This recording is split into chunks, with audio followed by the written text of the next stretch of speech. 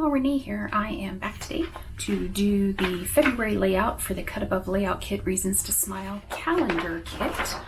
So today is this one. It's so cute. So as I've done in the last two, I'm going to do this start to finish. I have not prepped anything. So I'll just go ahead, put some music on for you, probably speed it up a little bit just to save on time, and then I'll be back at the end to talk about it. I hope you enjoy.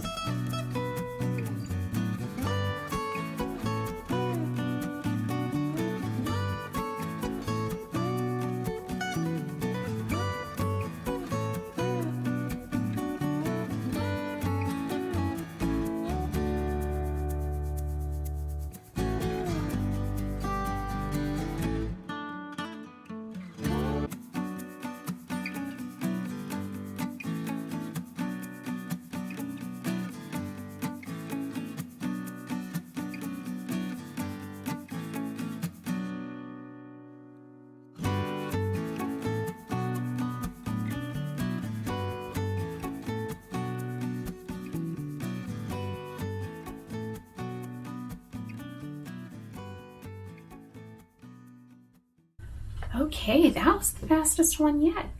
My recording time right now is 13 minutes, 12 seconds. Can you believe that? And that was with introducing what I was doing and not doing any prep work at all.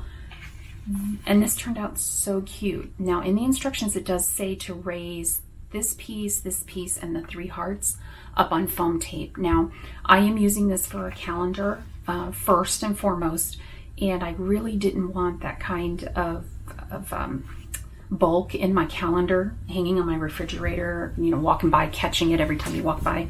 So I left that off so it's all flat, but you could certainly do that and pop it up.